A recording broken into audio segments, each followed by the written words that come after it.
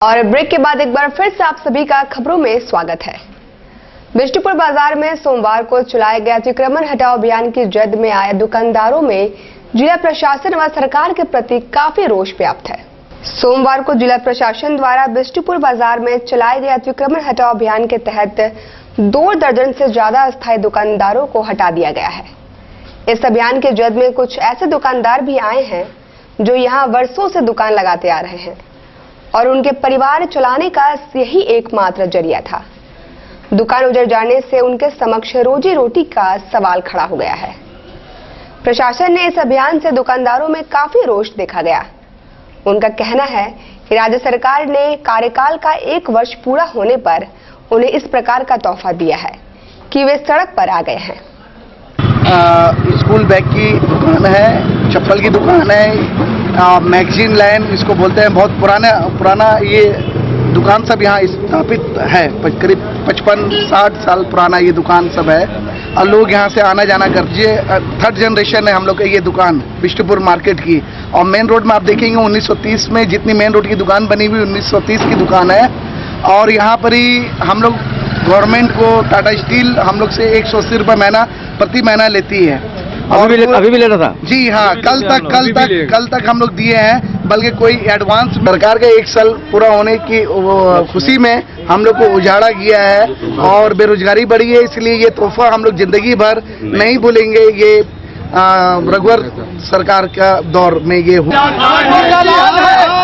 उधर दूसरी ओर वरिष्ठ कांग्रेसी नेता SR रिजवी छब्बर ने कहा कि ये अभियान हाई कोर्ट के आदेशों का उल्लंघन है। कहाँ का आदेश को? झारखंड हाई कोर्ट के आदेश को मानने से इनकार करते हुए दुकानदारों को हटाया गया, दुकानें तोड़ी गई, लाखों लाख रुपए का सामान का भाव बर्बाद किया। पूरे भारत में चाहे वो किसी वर्ग में हो, मजदूर के वर्ग के लोग हो, किसान के वर्ग के लोग हो, छात्रों के से ताल्लुक रखते हो, किसी की इज्जत महफूज नहीं है। सारे लोगों को दबाव बर्बाद करने की कोशिश की जाती है। वृद्धा पेंशन, विकलांग पेंशन और विधवा पेंशन नहीं मिलने की शिकायत झारखंड आंदोलनकारी मोर्चा के डेमका सोय उपायुक्त के पास लेकर पहुंचे। झारखंड आंदोलनकारी मोर्चा के डेमका सोय का कहना है कि विधवा पेंशन, वृद्धा पेंशन और विकलांग पेंशन के लिए लोगों को भटकना पड़ रहा है। उन्होंने कहा कि पेंशन पर ही निर्भर रहने वालों के लिए बहुत विकट स्थिति है और इसके लिए जोरदार आंदोलन किया जाएगा। विधवा पेंशन और विकलांग का जो पेंशन है, सबसे 2014 से बैंक यहाँ DC का सामाजिक कल्याण विभाग कहता है कि हमने बैंक को भेज दिया है। और बैंक में हम गए, आपका मानगो का HDFC बैंक बोलिए, चाहे सरजमदा का ग्रामीण बैंक, हम वहाँ गए थे और वहाँ पता किए तो वहाँ वाला लोग कहता है कि पैसा ही नहीं आया। और यहाँ हम पूछे तो बोला कि हम लोग 3 महीने पहले ही, पंचायत चुनाव से जस्ट 3 महीने पहले हम लोग दिक्कत हो रहा है, बुढ़िया को दिक्कत हो रहा है, विधवाओं को दिक्कत हो रहा है। तो है ये 2014 का पेंशन है, वो पेमेंट नहीं हो पाया है, खाता में नहीं गया। समझ सकते हैं कि एक पेंशन पर जीवित रहने वाला ओल्ड एज वालों के साथ में क्या हो रहा है। और सरकार यहाँ 1 साल का अपना खुशियां मना रही है। कैंसर जांच के लिए गुजराती सनातन समाज में आधुनिक उपकरणों से लैस बस से लोग लाभान्वित हो रहे हैं। आधुनिक उपकरणों से लैस इस विशेष बस में ब्रेस्ट कैंसर, लंग कैंसर समेत कैंसर के लक्षण की जांच निःशुल्क की जा रही है। CR सिस्टम से लैस बस में विशेषज्ञ डॉक्टरों की सेवा भी उपलब्ध है। ये बस देखिए, कैंसर जांच जागरूकता अभियान के तहत हम लोगों ने इसको शुरुआत किया है। इसमें 10 तरीके से कैंसर के संबंध में जांच हो सकती है। वो सारी सुविधाएं इस बस में उपलब्ध है। ये बस हम लोगों को हमारे समाज के दानवीर बादशाह भामाशाह नंदलाल रुंगटा जी की तरफ से सिंगल आदमी ने ये बस हम लोगों को 1.5 करोड़ रुपए का सिंगल चेक देकर ये उपलब्ध कराई है।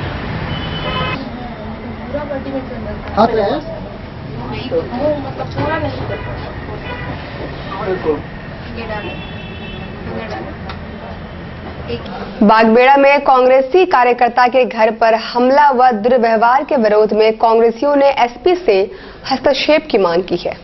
बागबेड़ा के रहने वाले विनय सिंह का आरोप है कि दिनेश मिश्रा नामक व्यक्ति अपने कुछ साथियों के साथ उनके आवास में घुसकर अभद्र व्यवहार किया एवं धमकी भी दी।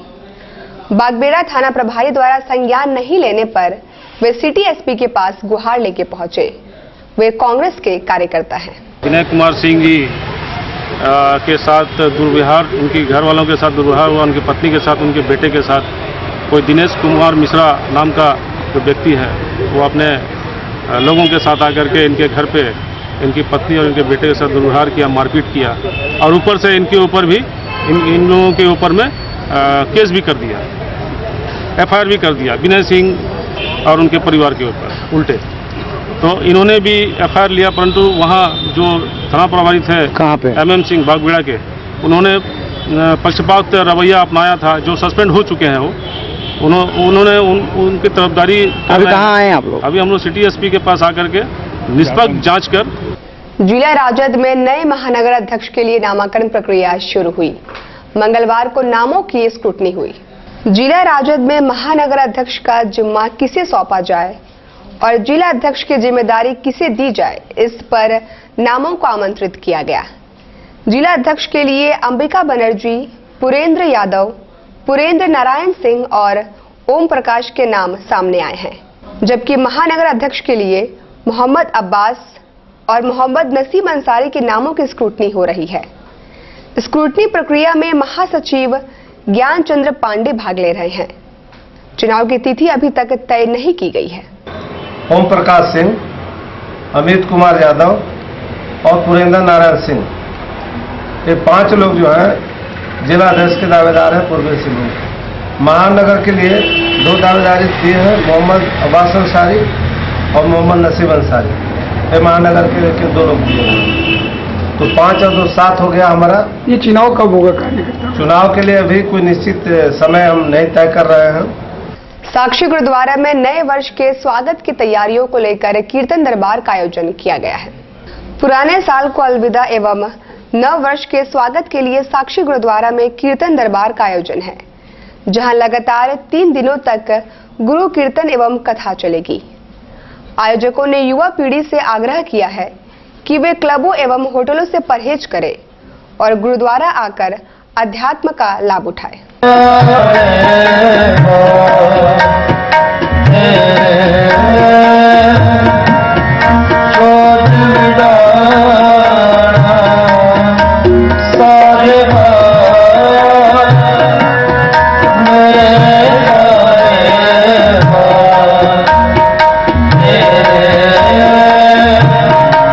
गुरु नानक सेवा दल जमशेदपुर द्वारा महान कीर्तन दरबार का आयोजन किया जा रहा है, जो कि हम नए वर्ष में जो पीढ़ी है वो क्लबों में ना जाकर, होटलों में ना जाकर गुरु की गोद में बैठ के अंग्रेजी महीने के नए साल का शुभारंभ गुरु की गोद में बैठकर करे। और इसमें हमारे भाई सरबजीत सिंह जी हजूरी रागी दरबार से अमृतसर, भाई कमलजीत सिंह जी हजूरी रागी दरबार से अमृतसर और भाई जसविंदर सिंह जी दर्जी कथावाचक गुरुद्वारा मंजी सर अमृतसर। मिलानी हॉल में चल रही national power lifting and bench press प्रतियोगिता में देश भर के 500 प्रतियोगी भाग ले रहे हैं। मिलानी हॉल में national power lifting and bench press में देश भर के 500 खिलाड़ी भाग ले रहे हैं।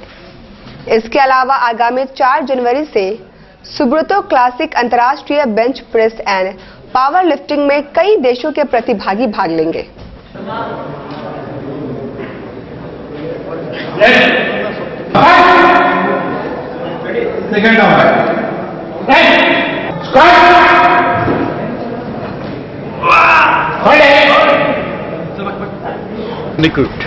अनिकुप्ट का नेशनल इसका पहले अलग से कभी नहीं किया गया। ये पहला दफे जमशेदपुर में अनिकुप्ट को पूरा नेशनल से हटा के अनिकुप्ट का नेशनल यहाँ मनाया जा रहा है, जो कि 29 तारीख से शुरू हो रहा है और 3 तारीख तक इसका चलेगा, जिसमें करीब करीब 500 खिलाड़ी देश का विभिन्न प्रांत से आए हुए हैं। और 3 तारीख को इनका फाइनल पुरस्कार दिया जाएगा। उसके बाद 1 रोज का गैप देके 1 रोज का बाद में ही 4 तारीख से हम लोग सुब्रतो क्लासिक इंटरनेशनल टूर्नामेंट यहाँ आयोजन किए हैं, जो कि इंटरनेशनल स्तर का है और जिसको मान्यता प्राप्त है all universal all India power lifting federation और इंटरनेशनल पावर लिफ्टिंग फेडरेशन की तरफ से। पति पर प्रताड़ना का आरोप लगाते हुए एक महिला ने एसपी से न्याय दिलाने की गुहार लगाई है। बिरसा नगर से आई झूमा घोष ने अपने पति रविंद्र कुमार घोष पर प्रताड़ित करने तथा घर से भाग जाने की धमकी देने की शिकायत एसपी से की है। उनका कहना है कि गोलमुरी थाना प्रभारी मामला दर्ज करने से इनकार कर रहे हैं। हस्बैंड का क्या नाम है? रविंद्रनाथ घोष। कहाँ रहते कहाँ? बिरसा, हम लोग बिरसा नगर में रहते हैं। वो हस्बैंड दूसरी औरत जो एक जिसके साथ रिलेशन है 30 साल से, वो टेम्पलेट में रहते हैं, ढाला रोड, बनारस रोड। क्या हुआ था, किस लिए आया एसपी सबके पास, बताइए। वो लोग मारपीट हम लोग को करके पूरा घर का सामान वामान बाहर फेंक के, बच्चे लोगों को कम से कम 7-8 लड़का लोगों को बीजेपी का ला करके बच्चे लोगों को बुरी तरह से मारा। हम लोगों को मार उठ के बस्ती वाला जाके बचाया। क्यों मारना है, मार क्यों रहे थे? घर से निकाल देंगे, निकालने के लिए। घर से बाहर निकाल देंगे। घर किनका है? वो घर हम लोग मेरा हस्बैंड का और जो है उनका है। ठीक है, अब ये क्या कर रहे हैं, पूरा घर द्वार उनके नाम में करके हम लोग को बाहर निकालना।